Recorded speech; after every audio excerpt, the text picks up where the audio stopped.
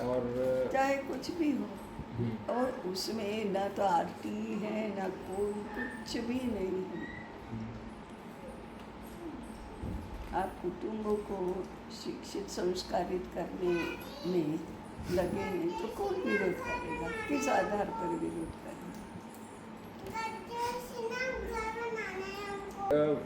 एक तरह से यदि हम पितामही विद्यापीठ को ही जमीनी स्तर पे ले आते हैं।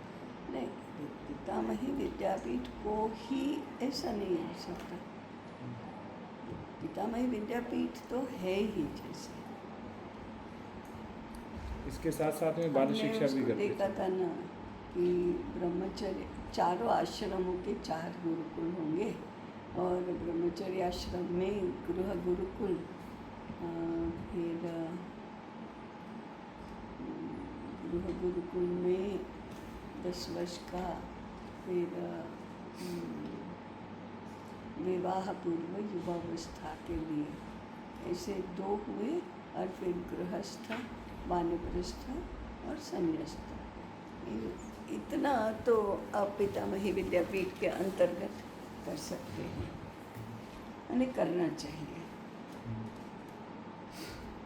ये कुटुंब शिक्षा का हुआ।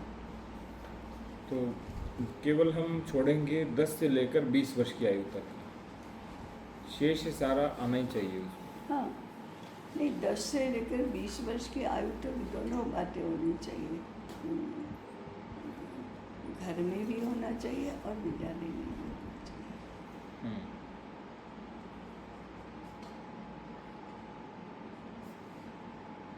तो वैसे तो घर का ही स्थान है ताई सर्वोपरि तो। हाँ है, परंतु इसको अर्थकरी शिक्षा, तपोवन गुरुकुल, ये जो राम विद्यापीठ के सारे काम हैं, ऋषि परंपरा निर्माण करना, विद्वान मत परिष्कार, शास्त्रों की पुनः प्रस्तुति, यानी शास्त्र रचना, फिर विभिन्न प्रकार के पाठ्यक्रमों की रचना, ये सब तो गुरुकुल में होगा ना, और राम विद्यापीठ के इसमें ही होगा ना। ये नहीं हुआ तो बाकी सारा कौन करेगा?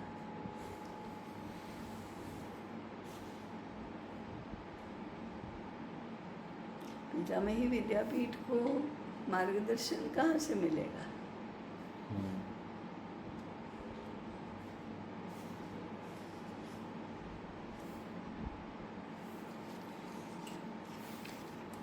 और प्रश्न वही है कि शुरू कहाँ से हो। शुरू तो दोनों ओर से ही करना पड़ेगा, और एक साथ करना पड़ेगा। इधर से तपोवन गुरुकुल, हाँ, तपोवन गुरुकुल और अर्थकरी शिक्षा, उद्योग वाणिज्य गुरुकुल। अर्थकरी शिक्षा के 2 भाग होंगे ना, उद्योग और वाणिज्य। उद्योग वाणिज्य गुरुकुल और तपोवन गुरुकुल।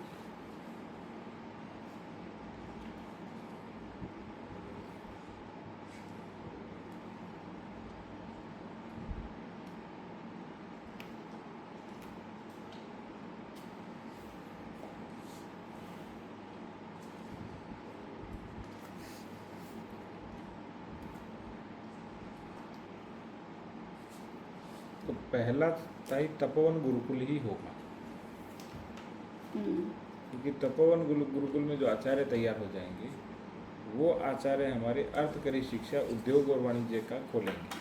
हाँ, ठीक है। और उससे जो परिवार जुड़ेंगे या परिवार 10-10 कुटुंब के सदस्य जोड़ेंगे, वो सारे पितामही का देखेंगे। समानांतर भी चलेगा और उनका भी चलेगा। समानांतर ही हाँ, विचार समानांतर करना तो चलेगा चाहिए। ही। एक के बाद एक करने से, हाँ, एक के बाद एक नहीं होगा, ये नहीं समानांतर है सारा। समानांतर। तो समानांतर में जो शुरुआत में पितामही वाले कुछ अलग लोग भी हो सकते हैं, ये अलग होंगे, और बाद में फिर पितामही को जब प्रेरणा होगी तो वो तपोवन में भी आएंगे। पितामही विद्यापीठ में भी गृह गुरुकुल ये अनिवार्य है। उसमें से ही लोग तपोवन के लिए भी जाएंगे और उद्योग वाणिज्य में भी जाएंगे।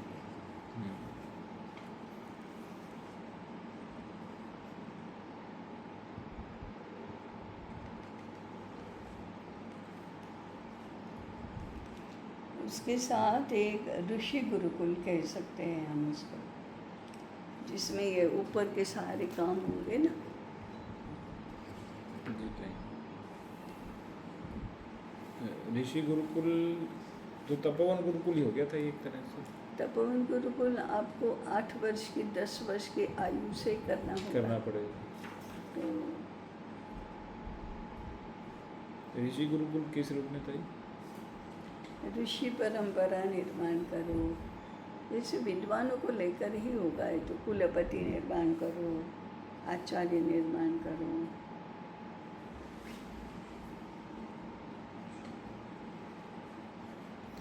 क्योंकि हम अर्थकारी शिक्षा खोलनी है, उसी के अनुपात में तपोवन गुरुकुल खोलेंगे ताई। और ये दोनों तो समानांतर चाहिए। चाहिए। और फिर दोनों के लिए ऊपर वाला चाहिए ना, तो शास्त्र। हाँ जी ताई। ऊपर वाला माने ऋषि परंपरा।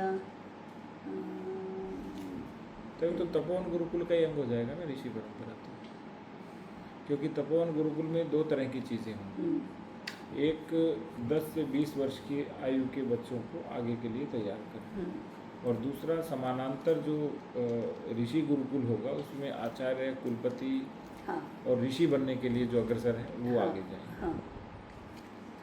तो उसको अलग भी कह सकते हैं ऋषि गुरुकुल को, कि उसी के अंग के रूप में ऋषि गुरुकुल भी साथ ही काम कर रहा है। और वो ऋषि और जो आचार्य और कुलपति तैयार होंगे वो तपोवन गुरुकुल में भी अध्यापन करेंगे और स्वयं भी ऋषि परंपरा की ओर आगे जा सकते हैं। इसलिए ऋषि विद्वज्जन, फिर शास्त्रों की पुनः अनुसंधान, शास्त्रों की पुनः प्रस्तुति, माने शास्त्र रचना, पाठ्यक्रमों का निर्माण करना, कुलपति तैयार करना, ये सब पूरा एक सिस्टम होगा, जिसमें आपके कुलपति व्यास विद्यापीठ के लिए भी होंगे, पितामही विद्यापीठ के लिए भी होंगे। और इसलिए अर्थकरी शिक्षा जो है, माने उद्योग वाणिज्य गुरुकुल, ये जो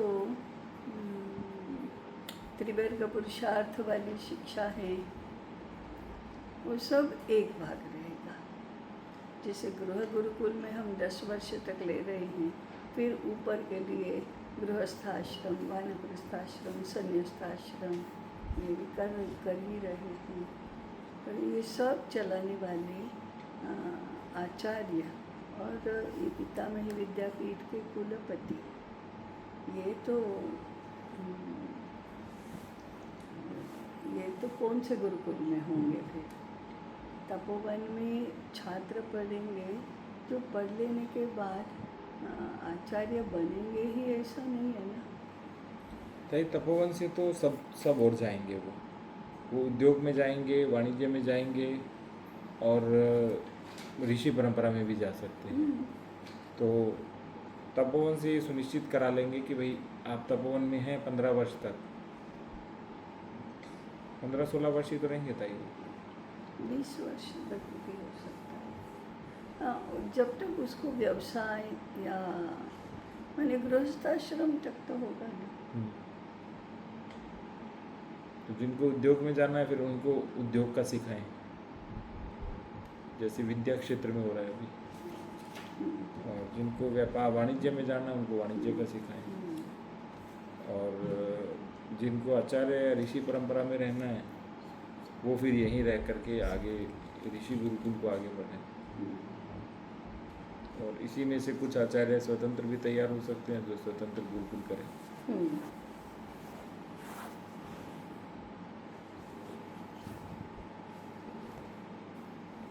और या राम विद्यापीठ जो है हमारा समग्र शिक्षा, तो उसी में तपोवन गुरुकुल, ऋषि गुरुकुल, उद्योग गुरुकुल, वाणिज्य गुरुकुल।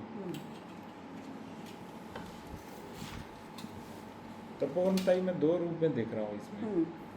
एक तो तपोवन का अर्थ है कि 8 या 10 वर्ष में प्रवेश ले करके वो 20 वर्ष तक अर्थकारी शिक्षा लेने के लिए चला जाए। दूसरा, एक ही गुरुकुल में सब तरह की अर्थकारी शिक्षा नहीं हो सकती, तो 15 या 16 वर्ष के बाद, 8 से 16 वर्ष के बाद तपोवन गुरुकुल का ही कोई जुड़ा हुआ आचार्य हो या कोई अर्थकारी शिक्षा का संकाय हो, वो वहाँ जा कर के वो शिक्षा ग्रहण करे। और एक ये है कि तपोवन गुरुकुल में 20 वर्ष तक बच्चा तो रहेगा ही, और उसके साथ में ऋषि परंपरा की ओर जो अग्रसर होना चाह रहे हैं, आचार्य, कुलपति और ऋषि, वो रहे। तो एक तरह से 3 तरह से तपोवन गुरुकुल होगा।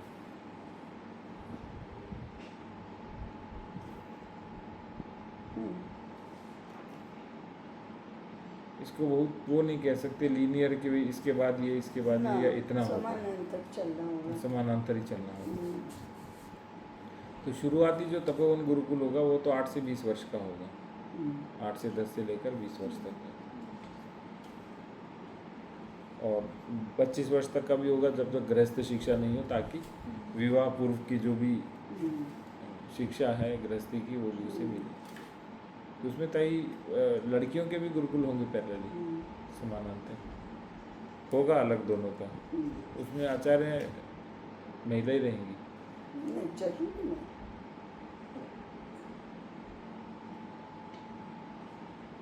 जैसे इन्होंने चोटीपुरा में कर रखा है सुमेधा दीदी ने, ऐसे आवश्यक नहीं है। नहीं, अनिवार्य नहीं है कि महिला यही हो, ये जरूरी नहीं। अध्यापक उसमें महिलाएं भी और पुरुष भी दोनों हो सकते हैं। ऐसे इवन ऋषि गुरुकुल में भी महिला अध्यापक तो हो ही सकते हैं।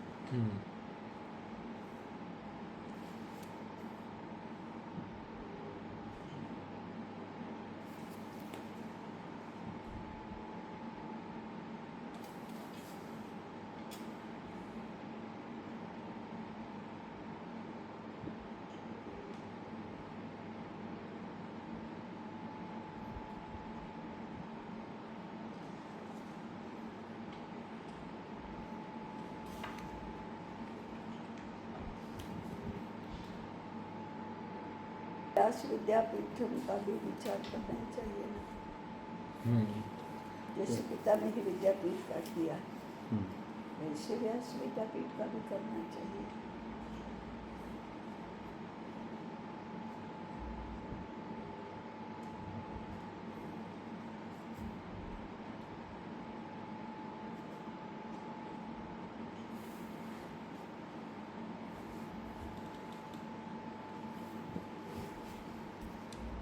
क्योंकि तो व्यास विद्यापीठ नहीं होगी तो फिर सर्वजन समाज के लिए लोकमत परिष्कार नहीं होगा। तो पिता में विद्यापीठ से भी नहीं जुड़ेंगे वो। और पिता में विद्यापीठ तो कुटुंब शिक्षा का ही है। इनको व्यास विद्यापीठ लोक शिक्षा। हाँ, लोक शिक्षा का है। पर कई लोक शिक्षा के माध्यम से जब उनको भारतीय तत्व का पता लगेगा तो ही कुटुंब का तत्व भी दृढ़ होगा उनका।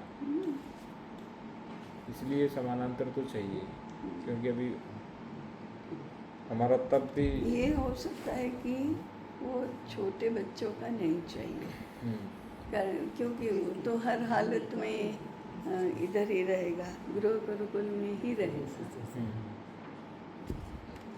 छोटे बच्चों के लिए तपोवन गुरुकुल भी नहीं चाहिए,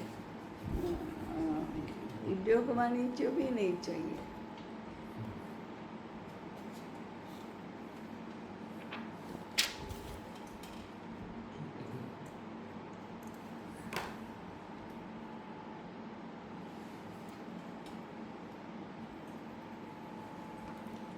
तो व्यास विद्यापीठ तो कई 20 वर्ष से ऊपर के लिए लोगों के लिए होगा।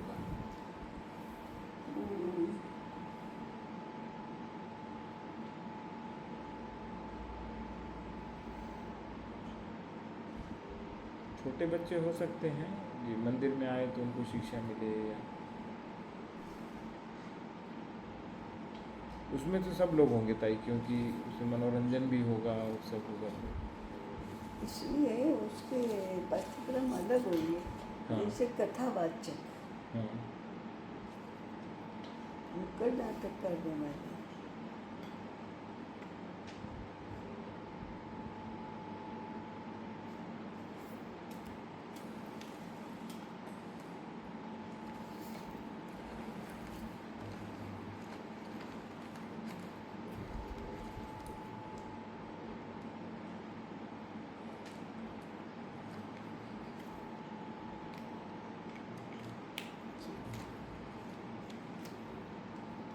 कथावाचक हो गए, सोशल मीडिया इन्फ्लुएंसर हो गए, मूवी बनाने वाले हो गए, तो ये सब इसमें आ जाएंगे। कीर्तनकार हुए।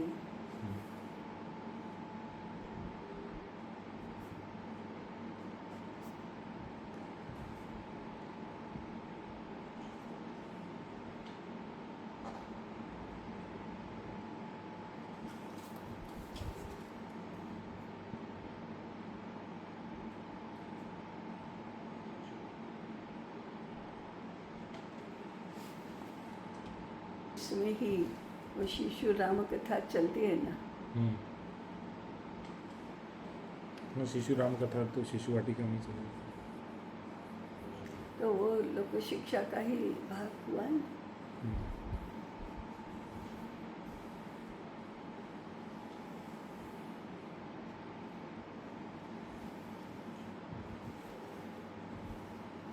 अब हम वो नहीं कर सकते कि जो आज की एजुकेशन के अंदर है कि बिल्कुल अलग कर दें सब चीज़ों को कि भाई ये शिशु वाटिका का है, ये है। नहीं कर सकते। तो वो जो शिशु वाटिका में शिशु राम कथा भी पढ़ा सकते हैं, वो लोक शिक्षा की भी है। तो विद्यालय में भी चलेगी और बाहर भी चलेगी। इसलिए कथा बताना ये कला है। फिर उसकी विषय वस्तु क्या हो, ये तो 50 हो सकती है।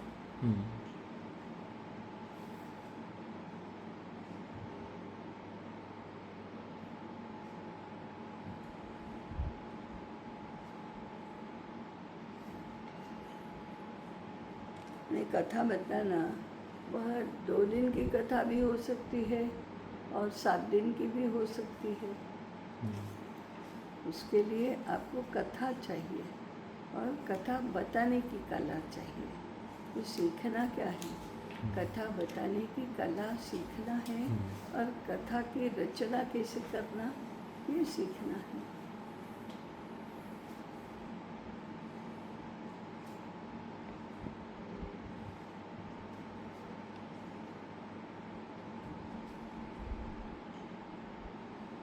तो ये तो तब सीख पाएंगे कथा रचना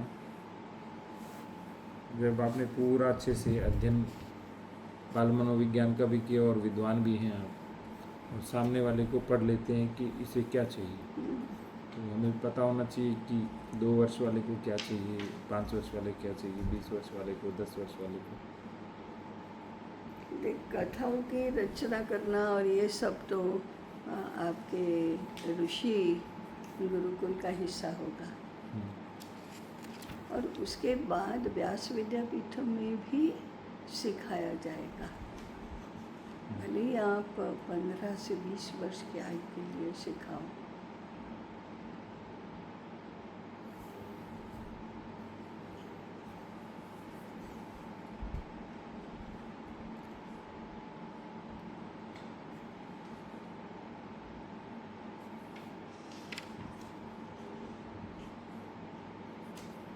जैसे अभी तक कितनी सुंदर सुंदर कथाएं रची हुई हैं, खूब सामान्य लगती है कि कोई सोच भी नहीं सकता है कि नीम के विषय में या पेस्ट के विषय में, दंतमंजन के विषय में इतनी अच्छी कथा हो सकती है क्या?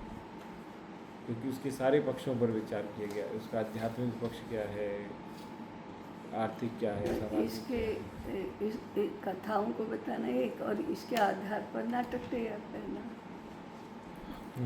इसके आधार पर गीत तैयार करना, इसको प्रसारित करना।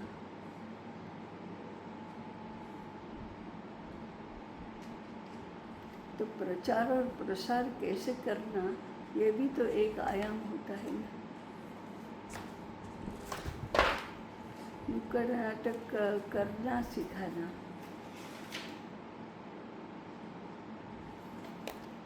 नुक्कड़ नाटक के लिए स्क्रिप्ट तैयार करना। तो ये हमारे पास कथाएं भरपूर हैं। हम आप नुक्कड़ नाटक की दृष्टि से स्क्रिप्ट तैयार करो। सही काम कर सकते हैं। तो गीत तो छोटे छोटे होंगे, तो तीन अंतरा वाले गीत होंगे अधिक से अधिक। तो वो एक पुस्तिका के आधार पर तो 2-3 बन सकते हैं। एक भी बन सकता है, 2-3 भी बन सकते हैं।